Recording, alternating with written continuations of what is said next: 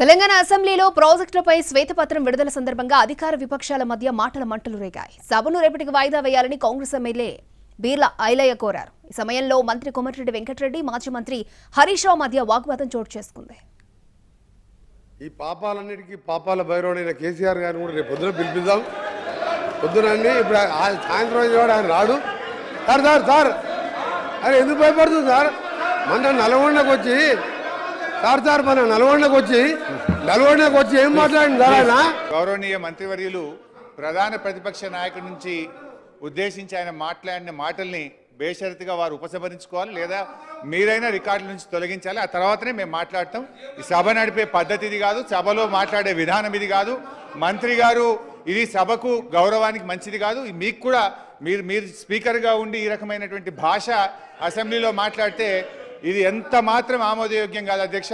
ఒక మంత్రి గారు ఆయన ఎప్పుడు ఏం మాట్లాడతాడో నోటికి వచ్చినట్టు మాట్లాడితే ఇది మంచిది కాదు. మొన్న గౌరవ మాజీ ముఖ్యమంత్రి వారు నల్గొండకు వచ్చి దున్నపోతులని ఒకవైపు